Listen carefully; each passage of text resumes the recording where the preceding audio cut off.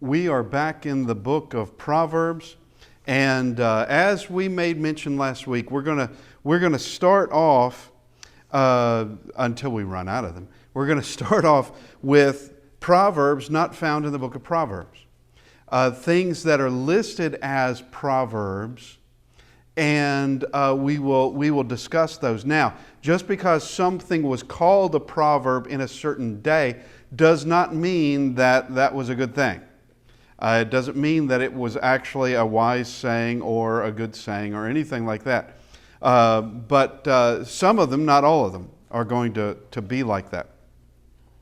But this time it's 1 Samuel chapter 24 and 13. This is what David says to Saul. And this particular event, this particular point in David's life is where David could have killed Saul. This was where they are in a cave and Saul has no idea anyone else is in that cave. Well, David and his men are in there, and they could have easily killed Saul, but David refuses to. He refuses to do it, which is actually a very wise thing to do. By rights, I think we could make the case, and there were those with him making the case.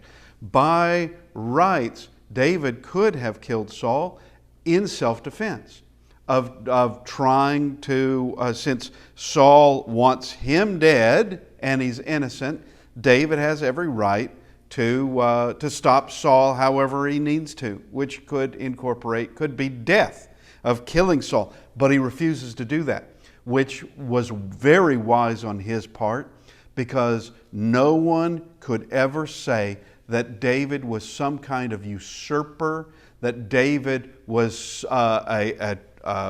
one who has to assassinate the king to become king. He doesn't do that. He's going to let Saul's reign go till Saul dies some other way. And Saul dies by his own hand is what happens. But 1 Samuel chapter 24 verse 13, David says, as the proverb of the ancients says. All right, so this is a proverb that's been around for a while. Proverb of the ancients. So his idea of ancients might not have been terribly old, but he doesn't know the age of it. But he says, wickedness proceeds from the wicked, but my hand shall not be against you. So the proverb is wickedness proceeds from the wicked, which sounds obvious, but it's right. That's right. What does Jesus say in Matthew chapter 7, beginning in verse 17? Is that a good tree bears good fruit and a bad tree bears bad fruit. From a bad tree, you're going to get bad fruit. From the wicked, you're going to get wickedness. And we have similar things from Proverbs chapter 12 and verse 23. A prudent man conceals knowledge, but the heart of fools proclaims foolishness. Well, what are you going to get from a fool? You're going to get foolishness. All right. There's also another saying that's very similar. Another saying, it's not biblical. Matter of fact, I'm not joking when I say this. It came out of a fortune cookie that I remember. But the funny thing is somebody else, a religious writer, also is quoted as saying this. Now, I don't know if the fortune cookie got it from the religious writer or if the religious writer got the same fortune cookie I did. I don't know. But it goes like this. When you squeeze an orange, you're going to get orange juice because that's what's in an orange. Okay? Well, wickedness comes from the wicked. What else did you think was going to happen? What else did you think there was going to be? Wickedness comes from the wicked. You can't expect a different outcome. And there are certain people you know you can't trust. You know people in your life you know you can't trust. You couldn't trust them with certain things, with certain responsibilities, with certain things you don't want harmed. And you know that some kind of foolishness, some kind of wickedness, something about them that you would not trust from them. Now, let's get back to the book of Proverbs. So we're in Proverbs chapter 5, and we just want to go back just a little bit. This concerns, in chapter 5, we have this entire section is on actually it's a comparison. It's on the forbidden woman, and which is the adulteress. All right, stay away from her. Forbidden woman means that you have, that's not your wife. Okay, this is somebody else's wife. This is a harlot. This is not your wife, and stay away from her. And he makes mention concerning the problems that will come about in all that. And in verse 11, and at the end of your life you groan when your flesh and body are consumed, and you say, how I hated discipline, and my heart despised reproof. I did not listen to the voice of my teachers, or incline my ear to instructors. I am at the brink of utter ruin in the assembly, in the assembled congregation. Now, this is very similar.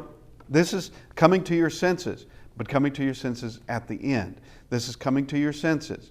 It's very similar to the prodigal son in Luke chapter 15, beginning in verse 17, when it says he came to himself. He realized all of his problems were because of his decisions.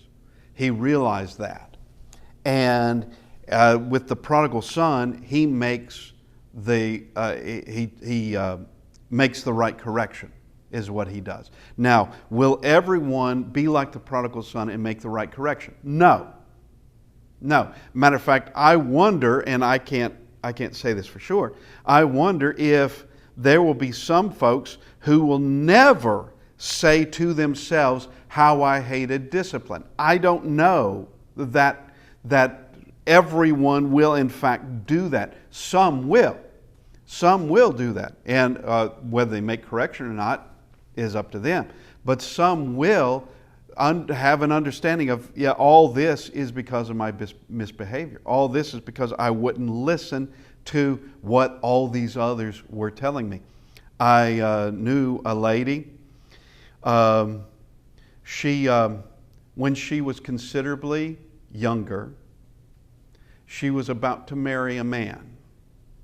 Okay, and everyone she knew told her. I realize this is slightly different. Told her, don't marry him. All right, that guy is a scoundrel. That guy, you will be sorry you married him. It may have been as early as the day after the wedding that she realized they were right, but it's too late. They had been telling her, and she refused and refused. And then it was only after she's married the man that she realizes everything they said was true, and there are certain things they didn't even know. And here is one of those things of once it's too late, then coming to your senses in all this, which is a good thing, that you come to your senses. That is a good thing. Now do something about it. Now, we come to this section in verse 15, which is that of instead of the forbidden woman, instead of the adulteress, there is someone you can have in your life, and you already have in your life. Well, presumably it would happen, okay? And it has to do with, here is your wife Be faithful to her. This is where everything is stable. This is where everything, you're not going to have any repercussions. You're not going to have any consequences by being faithful to your wife. And also, there's no repercussions for her being faithful to her husband. There's no repercussions. There's nothing in that involves any kind of a sin, anything that's going to be destructive, if you are faithful to her. And people prove God right every day. As we made mention concerning adultery, adultery is absolute poison. It's poison. It destroys lives. It's not just a matter of those that have been involved in it, but it also destroys the lives of families, of children. Everything changes because of that poison. Now, this is the way it's supposed to be, beginning in verse 15. And here it describes this exclusive nature, exclusive relationship of husband and wife. This is the way it's supposed to be. Drink water from your own cistern, flowing waters from your own well. Should your springs be scattered abroad, streams of water in the streets? Let them be for yourself alone, not for strangers with you. So here is this be faithful to your wife. There's the sexual relationship. This is the exclusive relationship. It is husband and wife for yourself alone, not for the harlot and all her customers. It's for yourself alone, not for the strangers with you. Let your fountain be blessed, and rejoice in the wife of your youth. So if we had no idea what he was talking about, now we do. We do know. Rejoice in the wife of your youth. There is the person you are to be faithful to. There is stability. There is the home as it's supposed to be, and marriage as it's supposed to be. Verse 19, a lovely deer, a graceful doe, and this is very similar to what we see in the Song of Solomon, chapter 2. Let her breasts fill you at all times with delight. Be intoxicated always in her love.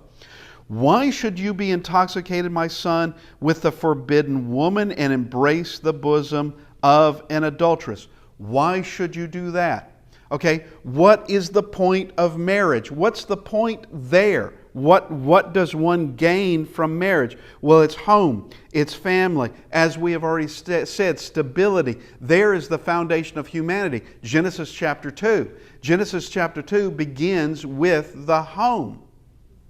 There of husband and wife, Adam and Eve, the foundation of humanity is the home. You destroy the home, you destroy civilization, is what you do. You destroy it.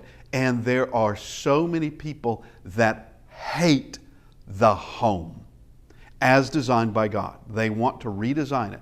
It's used to be called social engineering. I don't know. That term is now I've been informed, now applies to something else. But it used to be called social engineering, to where you think you know how humanity works better than the designer does.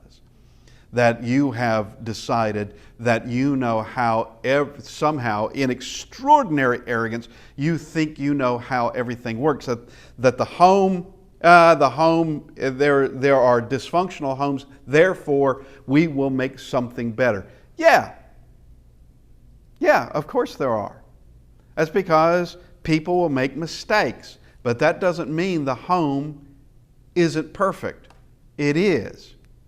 When everyone is doing what they're supposed to be doing. When everyone is doing what they're supposed to be doing. Now, just take a moment for a second, because like I said, there are those who hate the home. And they would rather say, be faithful to your wife. While that's okay, you don't have to be. that everyone, we can have our own little utopia here where really no one has to be exclusive to their spouse. All right, you don't have to. We can have our own utopia where everything will be okay. Matter of fact, it will be better. All right, case in point. There was a writer back in early 20th century. She was an anthropologist. Her name was Margaret Mead. All right, this would be in the 1925, I think, is when she began her research. She went to Samoa, South Pacific Island. She went to Samoa. All right, how many people just say how many people ever traveled to Samoa? Even early 20th century. How many people? Well, not that many. I mean, really, it's not as though millions of people filed through there every day, and you'd have just all these people who would know about Samoa. So she goes to Samoa, and she's doing it for a reason.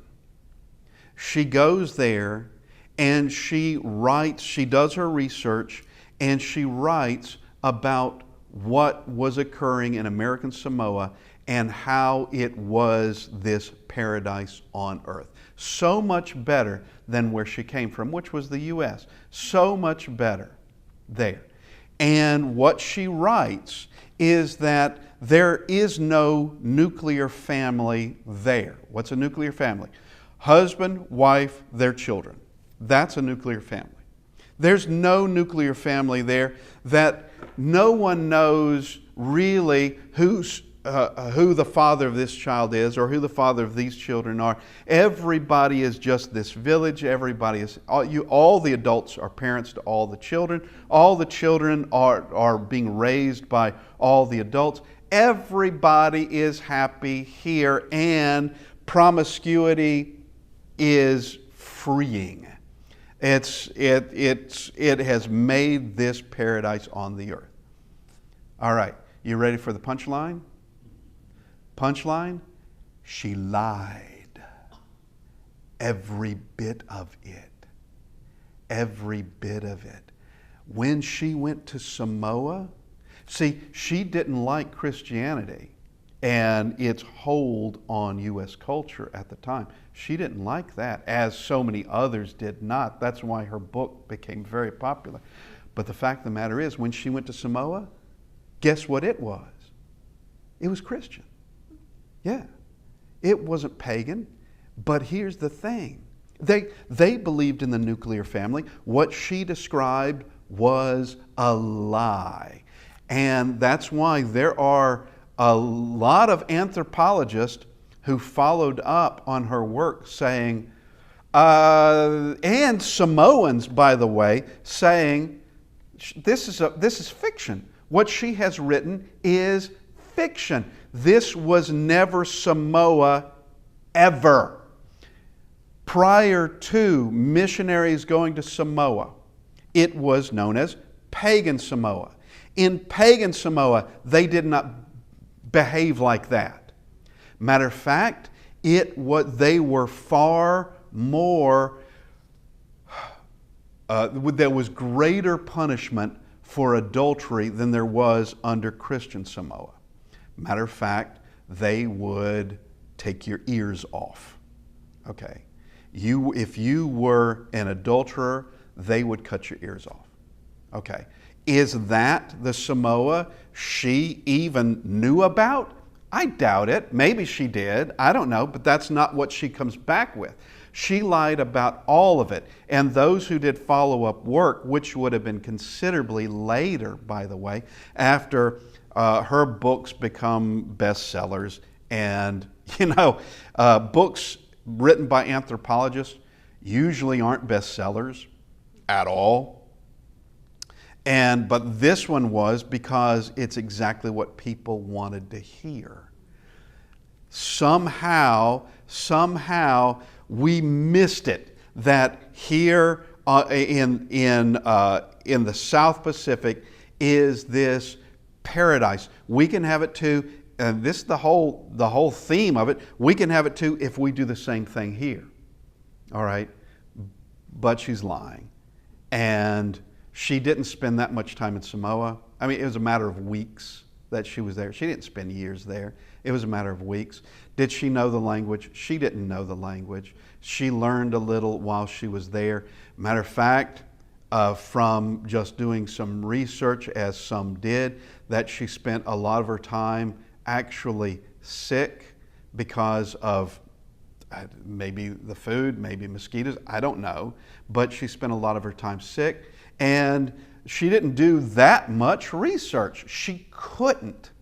She couldn't, not knowing the language very well at all, only when she gets there, and not spending that much time, and what little time you had, at least portions of it were from being sick and in bed.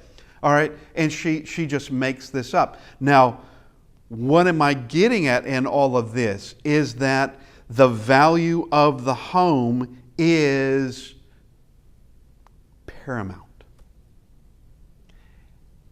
We can think of the home as being the individual cells of a larger body, which would be a society. Okay. If you have, like yourself, if you have a few cells in your body that are have problems, they're diseased, they have died out. All right, that's not much. That's not much. You can continue on. But there comes to a point when, if you have, how many cells does it take to kill you? I mean, how many cells does it take to die to kill you? I don't know. But I would have to say, if 50% of the cells in your body died now, you'd have a problem. You'd have a problem. And the same concerns a society and its families and its homes. And this is getting down to the importance of marriage, and that you can't just be promiscuous. You can't just go from one person to the next person, the next person, the next person, and there not be a consequence. There is a consequence. There's a consequence on many levels, going down to destroying yourself physically and also emotionally and also in your conscience. Absolutely. That there will be physical consequences for living a life like that. And there will be emotional consequences for living a life like that. And someone may think that it hasn't occurred to them. It probably has, and you just don't realize it. You just haven't woken up to it yet.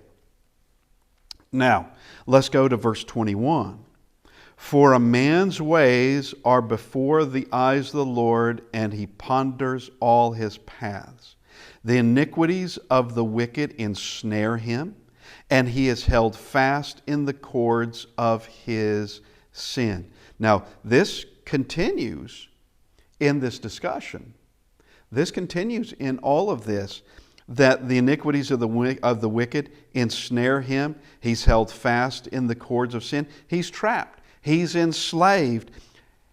He can't escape. Well, he could escape if he wanted to, but he's not.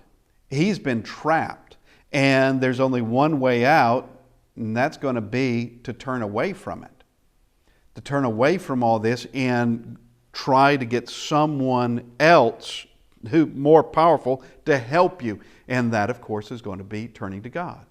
Now, before we leave this particular section, I want us to notice something, because like last week we talked about the irony of Solomon. Solomon writing these things down, yet, and having extraordinary wisdom.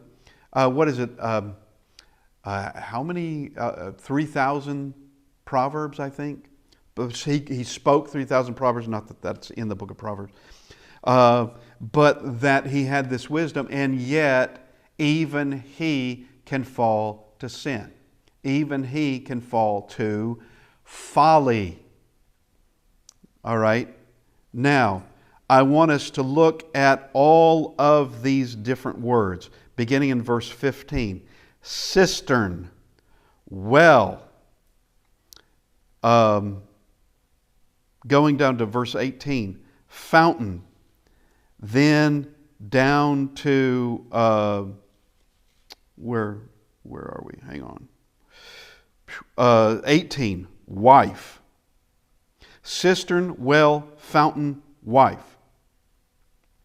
All of these nouns are singular. There's not a single one that's plural. What do I mean?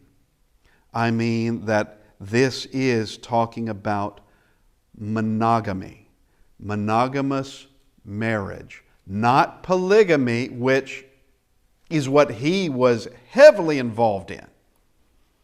All right? As a matter of fact, he's top heavy in polygamy.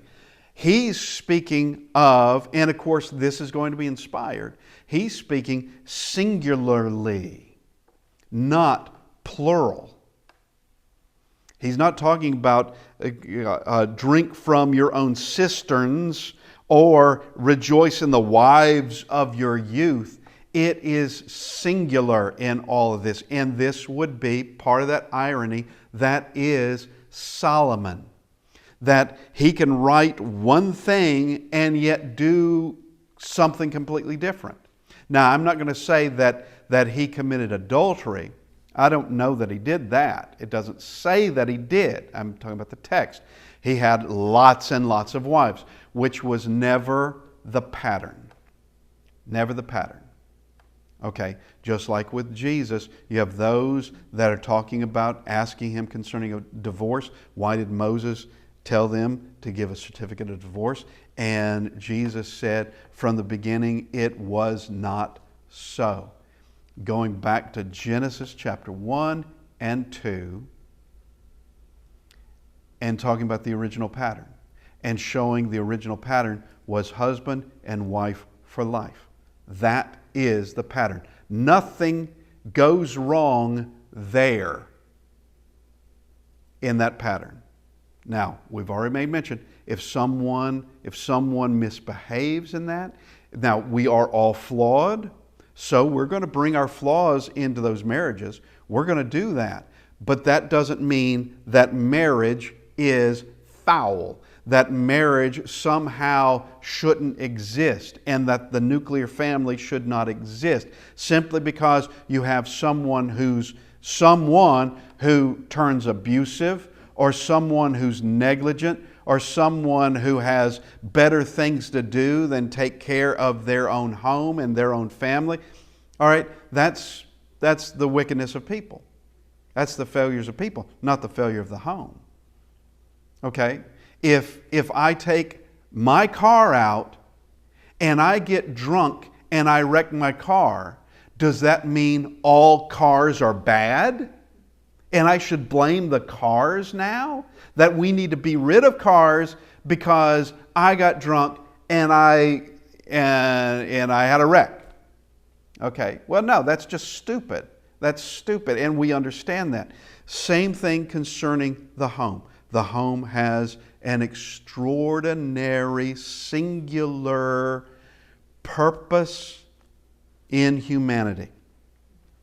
Now, let's, verse 23.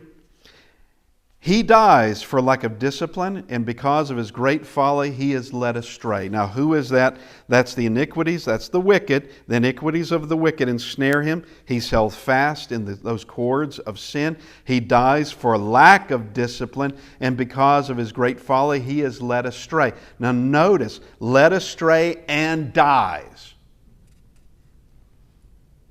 Now, go back up to verse 12, and you say, how I hated discipline. Does that mean that person turns? Not necessarily. We've already stated. Not necessarily. Someone can come to a realization that I really should have listened to all these other people, all these people that told me better. They told me what I should be doing, and I just didn't do it. And then continue on not doing it, still not taking the advice, still going the worst path they could be going. Now, we change subjects. Chapter 6, we are changing subjects. The first one is not a moral decision. This first subject coming up, this is more concerning practicality. That one is not evil for doing one thing, and one is not evil for doing the opposite of that. This is a practical thing, and there's nothing immoral being discussed in this particular thing, but it's a matter of wisdom nonetheless. It's not an obligation one way or another, but this has to do with being a guarantor to a stranger or for someone else, guaranteeing the uncertain. Okay, backing someone who's untested or someone you just shouldn't be. But it's not a moral decision that needs to be made. So verse 6, my son, if you have put up security for your neighbor, have given your pledge for a stranger, if you are snared in the words of your mouth, caught in the words of your mouth, then do this, my son, and save yourself, for you have come into the hand of your neighbor. Go, hasten and plead urgently with your neighbor. Give your eyes no sleep and your eyelids no slumber. Save yourself like a gazelle from the hand of the hunter, like a bird from the hand of the fowler. Okay, this is giving security for your neighbor. What does that even mean? That means that you have guaranteed something he's being loaned. You're going to guarantee the faithfulness of that neighbor. You're guaranteeing that he's going to pay it back whatever it is, or he's going to do whatever it is he's supposed to do. You are a guarantor of him. Well, that's uncertain. And the advice from father to son is don't do that. All right, don't do it. He doesn't say how wicked you are for doing it. He's just saying, you don't really want to do that because you're going to find yourself in some hurt. And it's going to be a time of anxiety that you may have to do what your neighbor wouldn't do. That you don't do this. But if you do, you're just going to have to deal with the problem. But it's not a moral issue. It's like I said, a thing of practicality. But he says, give your eyes no sleep, and your eyelids no slumber. Get yourself out, get out immediately. Get out immediately. You don't need to do that. Now, verse 6, change in subject. This is a matter of moral behavior. All right, and this concerns the lazy man or the sluggard. All right, that is one of the individuals that, and when we first started in Proverbs, we talked about the individuals that are spoken of kind of regularly coming in and out of the book of Proverbs, such as the fool and the scoffer and the adulteress and also the wise and the virtuous woman and various sorts, and the sluggard and the lazy man are part of this. All right, and here is this first part is just look at nature. Okay, go to the ant, O sluggard, consider her ways and be wise. All right, here's this example from nature. Look at what the ants do. Verse 7, without having any chief, officer, or ruler, she prepares her bread in summer and gathers her food in harvest. So this is what the ants are always doing. They're always working, always gathering. That's what they do. In summer, to prepare for the harder days. The harder days which are going to come in winter. All right, so you've got enough. You've got enough. And gathers her food in harvest. All right, diligence, persistence, work for their own good. This is what they're doing. Someone who is lazy somehow expects everything to fall into place, and it's not going to fall into place. Expects someone else to do it. You know what's the fable of the grasshopper and the ant, where you have through the summer you have the ant who's always gathering food, always working every day, doing something. Meanwhile, the grasshopper just enjoys himself. Grasshopper's just lying around doing nothing. Okay, and of course you get into wintertime, and then the grasshopper wishes at that point that he had actually prepared for it, and the ant did. So we come to verse 9. How long will you lie there, O sluggard? When will you arise from sleep? A little slumber, a little folding of the hands to rest, and poverty will come upon you like a robber, and want like an armed man. Okay, what is the difference between someone who will not provide for themselves and someone, let's just say, who is confined and they can't provide for themselves? Someone who is in prison, someone who is restrained somehow or another. What's the difference between these two? Well, really nothing. The prisoner has nothing. The one who wouldn't provide for themselves has nothing. But there is a difference. This one could be doing something, the other can't. This one could be, but they won't.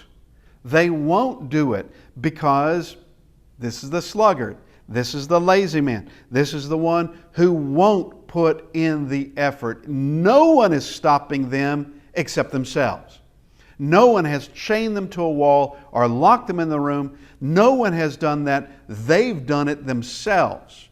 They are the ones that have brought about the want and the poverty. They're the ones that have done it because they prefer that over work. Now, we change verse 12. We change into a different subject.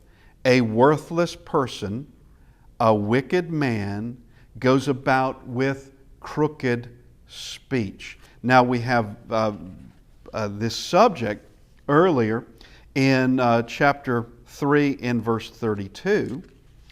For the devious person is an abomination to the Lord, but the upright are in his confidence. The Lord's curse is on the house of the wicked, but the blameless, but he blesses the dwelling of the righteous. Towards the scornful, he is towards the scorners he is scornful, but to the humble he gives favor. Okay, so here is this worthless person, this wicked man, or this worthless person. We see where you have this term called sons of Belial. Sons of Belial. What is a son of Belial? A son of Belial is someone who is a son of worthlessness. They are worthless. There's a word, and it's a new word for me. I learned it just a few years ago, not very long. But it's an English word, and it's called, the word is cumberworld. It's one word, cumberworld. And that is someone who is a burden on the world. Someone who is worthless. They produce nothing. They're a benefit to no one. They are a detriment to everyone, including themselves, and they are a burden on the world. They are encumbering the world, a cumber world. Okay? And so here, sons of Belial are worthless individuals. worthless. And we can see them in action. Places such as the book of Judges. In the book of Judges, if I can get there, in the book of Judges, we see that there are some who they are worthless people, and they surround themselves with worthless people. We have, after the death of Gideon, we have a man who is a son of Gideon. He is a biological son of Gideon, and his name is Abimelech. All right, do not ever think Abimelech was a judge, because he's not. He's never called a judge. He's never used as a judge. He's not a deliverer. He brings about civil war inside Israel, is what he does, and he murders a lot.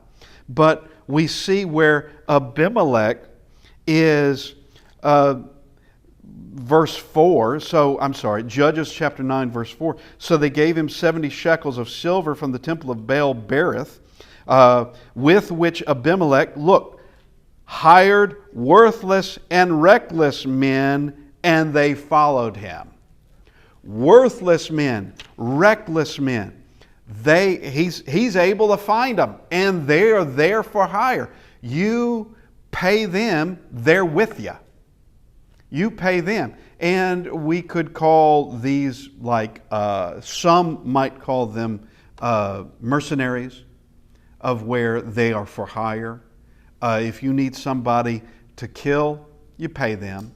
If you need somebody who is willing to help you take a village, yeah, they'll help you. There's nothing good about this person.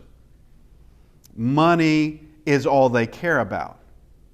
And also doing evil, no doubt. They enjoy that. But here is this worthless person being spoken of here in Proverbs chapter 6. Worthless person, a wicked man, goes with crooked speech. You can tell him by it. You can identify him by his speech. Notice, winks with his eyes, signals with his feet, points with his finger. What does that mean? That means the only reason you would do that is you've got accomplices. You have what would be called a federate. All right, you've got someone working with you. He's got some kind of scheme, some kind of fraud, some kind of dishonesty. He's always up to something. All right, he's worthless. Verse 14, with perverted heart devises evil, continually sowing discord. Therefore calamity will come upon him suddenly. In a moment he will be broken beyond healing. All right, such a person, that you don't want to be a son of Belial. You don't want to be a worthless person. Yes, ma'am. Oh, we're in Proverbs chapter 6, verses 12. I'm sorry. I was in Judges, but I have gone back to Proverbs. I apologize. Yeah. All right. I'm sorry. I'm negligent in that at numerous times.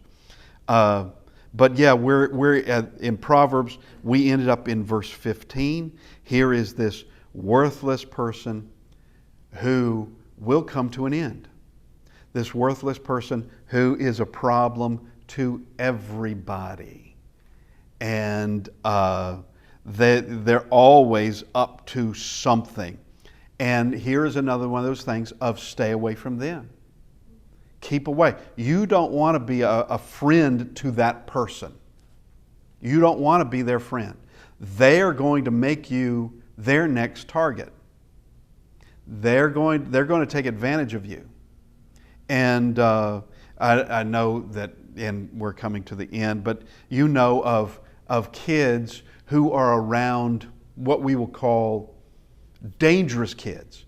Kids who are around others that are always getting in trouble and getting this other child in trouble. And you have an adult or a parent tell them they're not your friends. You do realize they're not your friends. Friends don't do this. Friends don't behave this way. They're not being a friend at all. You are being used by them, and that's it.